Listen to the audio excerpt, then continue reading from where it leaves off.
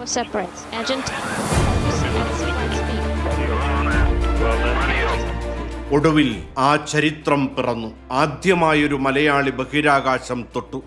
പാലക്കാട് ജില്ലയിൽ ഒറ്റപ്പാലത്ത് കുടുംബവേരുകളുള്ള അനിൽ മേനോൻ ഉൾപ്പെട്ട 3 യാത്രികർ ബുധനാഴ്ച പുലർച്ചെ 1:30 അന്താരാഷ്ട്ര ബഹിരാകാശ നിലയത്തിൽ സുരക്ഷിതമായി ഇറങ്ങിയപ്പോൾ അത് കേരളത്തിൻ്റെ കൂടി അഭിമാന നിമിഷമായി മാറി.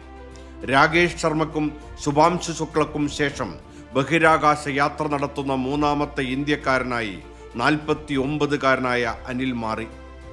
രാകേഷ് ശർമ്മ 7 ദിവസവും ശുഭാംശു 20 ദിവസവുമായിരുന്നു ബഹിരാകാശത്ത് ചെലവഴിച്ചതെങ്കിൽ അനിൽ മേനോന്റെ യാത്ര ചുരുങ്ങിയത് 240 ദിവസത്തേക്കാണെന്ന പ്രത്യേകതയുമുണ്ട്. റഷ്യക്കാരായ പോത്യർ ദുബ്രോവ്, അന്ന കിഗീന എന്നിവരായിരുന്നു 49-കാരനായ അനിൽ മേനോന്റെ സഹയാത്രികർ. We have confirmation that the first and second stage engines have good performance. We have good structural. ചൊവ്വാഴ്ച ഇന്ത്യൻ സമയം രാത്രി 8:17 കസാഖ്സ്ഥാനിലെ ബേക്കന്നൂരിൽ നിന്നാണ് റഷ്യയുടെ സോയൂസ് MS-29 പേടകത്തിൽ കുതിച്ചുയർന്നത്.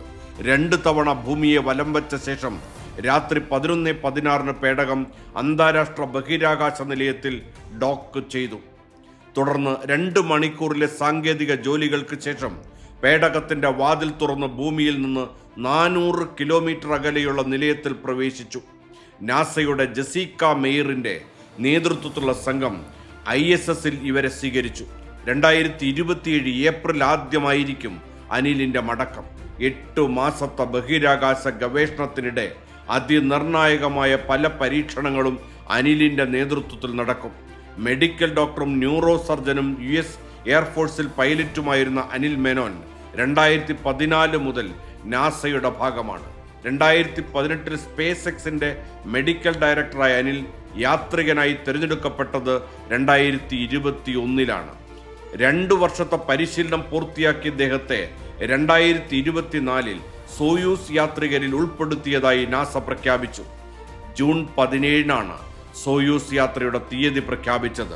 US-ലെ മിനപ്പോളിസിൽ ജനിച്ച അനിലിന്റെ പിതാവ് ശങ്കരൻ മേനോൻ എന്ന KPS മേനോൻ പാലക്കാട് ജില്ലയിലെ ഒറ്റപ്പാലം സ്വദേശിയാണ്. യുക്രൈനിൽ നിന്ന് US-ലേക്ക് കുടിയേറിയ എലിസബത്താണ് അനിലിന്റെ മാതാവ്. അനിലിന്റെ ഭാര്യ അന്ന മേനോനും ബഹിരാകാശ യാത്രികയാണ്.